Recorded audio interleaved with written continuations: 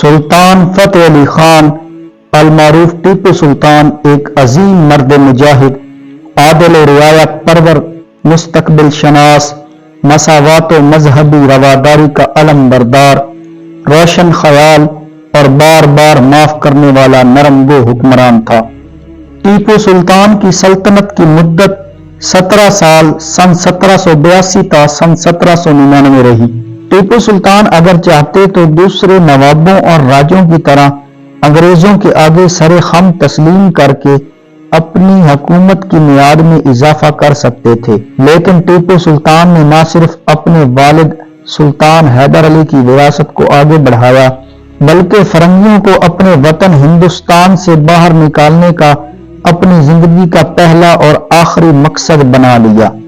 تاریخ شاہد ہے کہ ہمیشہ فرنگی مقابلے کے بجائے مکر و فریب اور پس پردہ سازشیں رچنے کے ماہر کھلاڑی رہے ہیں۔ ان کی فتح یابی ان کے زور بازوؤں سے زیادہ ان کے پیادوں کی کرتوتوں کا نتیجہ ہے۔ حیدر علی اور ٹیپو سلطان کے ہاتھوں متعدد بار ہار کا منہ دیکھنے کے بعد سن 1780 بمقام پولی لور ذلت آمیز شکست سے ہندوستان سے انگلستان تک صف ماتم بچھ گئی۔ چنانچہ شاطر انگریز رزم گاہ کو لہو سے گرمانے کے بجائے اپنی روایتی شعبدہ بازی کے ہتھیار کو بروئے کار لائے، جنہوں نے ٹیپو سلطان کی انصاف پسندی اور رحم دلی کے سبب کیفر کردار سے بچنے والے دشمن عناصر کو تلاش کیا جو انگریزوں کے ہاتھوں کی کٹ پتلی بن گئے۔ مگر ٹیپو ان کی جعل سازیوں سے ناواقف نہیں تھا۔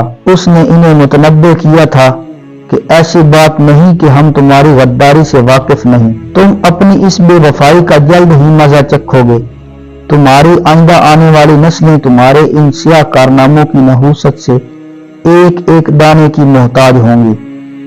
قابل ذکر امر ہے کہ ٹیپو سلطان اپنے والد امجد کے برخلاف رحم دل اور نرم مزاج شخصیت کے پیکر تھے۔ حیدر علی کو حکم عدولی، بغاوت اور دغا بازی ناقابل برداشت تھی، جو دشمنوں کو ان کے افعال کی سزا دیے بغیر چین سے نہیں بیٹھتے تھے، جبکہ ٹیپو سلطان بغیر شواہد اور تحقیق کے کسی نتیجہ پر نہیں پہنچتے تھے۔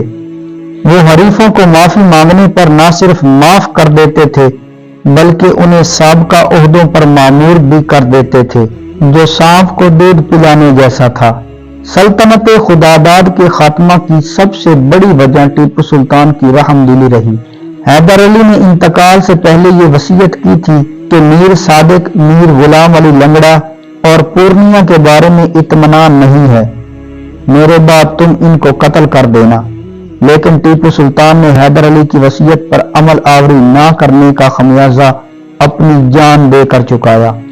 ویسے تو سلطنت کو مٹانے والے غداروں کی ایک طویل فہرست ہے، لیکن یہاں 4 قابل ذکر بغلی دشمنوں کا تذکرہ ملاحظہ کیجیے جنہوں نے سلطنت کو مٹا کر میسور کو انگریزوں کی جھولی میں ڈال دیا، جس میں پہلا نام میر صادق کا آتا ہے۔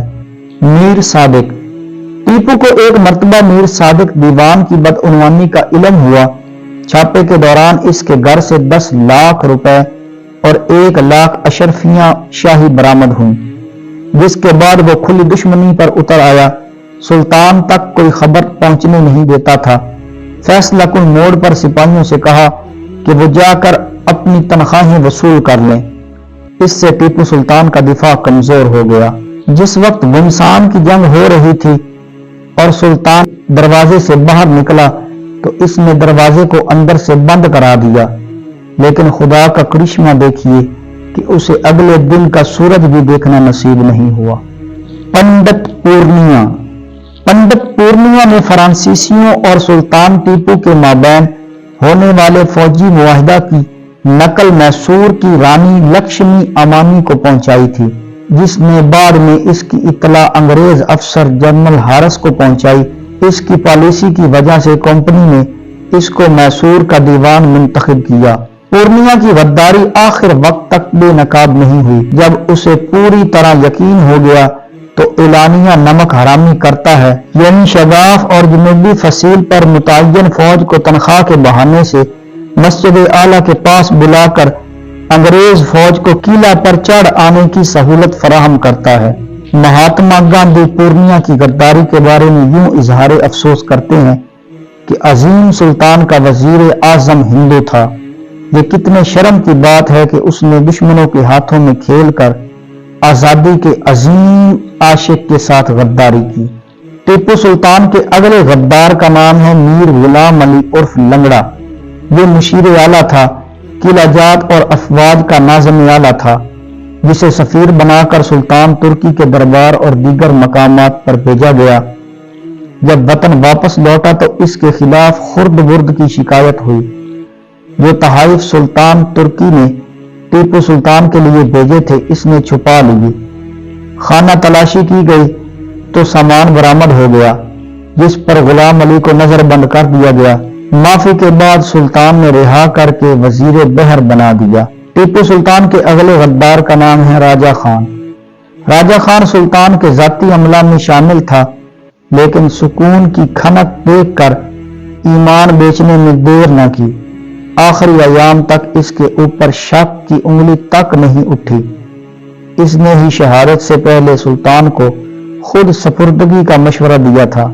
ٹیپو سلطان کی شہادت کے بعد ان کے گلے سے موتیوں کا قیمتی ہار بھی راجہ خان نے ہی چرایا تھا۔ میسور کی سلطنت میں اس کو بخشی کا عہدہ دیا گیا تھا۔ حقیقت یہ ہے کہ ٹیپو سلطان نے برطانوی نو آبادیاتی نظام کے خلاف نبرد آزمائی کرتے ہوئے جس دلیری، شجاعت اور سپہ سالاری کا ثبوت دیا وہ کسی اور حکمراں کے حصے میں نہیں آیا۔ علامہ اقبال نے ٹیپو سلطان کی عظمت و حرمت پر اپنے خیالات کا اظہار یوں کیا ہے کہ ٹیپو کی عظمت کو تاریخ کبھی فراموش نہ کر سکے گی۔ وہ مذہب و ملت اور آزادی کے لیے آخری دم تک لڑتے رہے، یہاں تک کہ اس راہ میں وہ شہید ہو گئے۔